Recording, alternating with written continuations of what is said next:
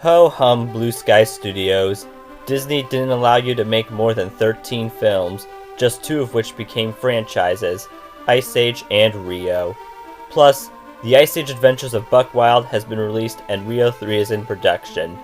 I have become concerned other flicks will be brought back from their graves because people feel like doing whatever the heck they want to do with them. Yes, I fear if the House of Mouse has the hands to get on the dead company's properties, some motion pictures will wish they were untouched. Trees are getting cut down, so hang on to the only nut you have. Hey, I'm Owen, the fiction fanboy, and here are the top 3 Blue Sky Studios movies that shouldn't get Disney Plus sequels.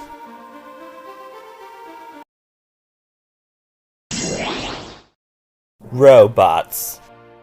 Beginning with the only classic you'll see on this list, you already know the film takes place in a world of anthropomorphic machines, and main character Rodney has dreamed of meeting childhood idol Mr. Bigweld, who has a business for inventing and putting spare parts to good use. And he was in luck when he must move to Robot City to present Wonderbot at the industries he longed at working for so he can get his father's job back. The major reason for its success lies in the voice cast, and especially acknowledging a national treasure is no longer with us, we wouldn't get the same charm if we ever get another production like this made. While the message is far from being a bad one, it, along with the trope of achieving your goals, do not need to be repeated. The only mechanics I'd see over and over again are the ones in real life. Epic. And now we're at one that isn't super memorable, but nothing exactly worth ranting over. If you aren't familiar with this legend, teenager Mary moves in with her dad, who is a scientist determined to prove that there is a war between 2 tribes of tiny people in the outdoors.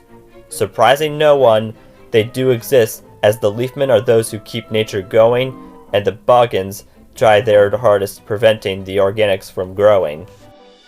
As much as a certain franchise didn't need to be continued, at least there were other portions of their environment that can and have been explored. Here, though, we've seen the entire habitat, and I don't see the crew traveling any further. On second thought, they could embark on other terrains like, let's say, the desert, yet it wouldn't be anywhere near the radar of excitement. Want to explore the world? Go do that and imagine your own soldiers in battle for the lands. Ferdinand.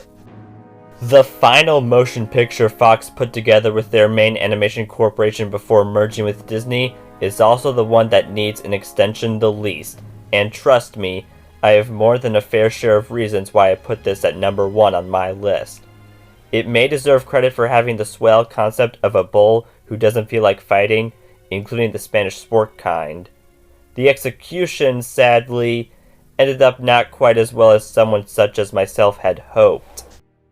There was no shortage of an antagonist whose bull-killing skills were off the chart, sure, yet we instead sat through a weird dance-off between bulls and horses, comedy that'd been hit and miss, an annoying motivator, and the biggest culprit of all is the Chop House rescue scene.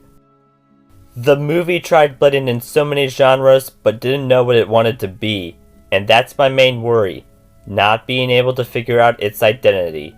Whatever was good is better off staying the way it is, at home. There's no other movie less qualified than this one of receiving a straight-to-streaming sequel, as it is truly middling. Okay, you saw which Blue Sky Studios movies don't stand a chance for Disney Plus follow-ups, but there's also a video about the ones that do. I'd see it to know why. Follow me on Instagram, do those nice things on YouTube. See you again soon, and good night-o.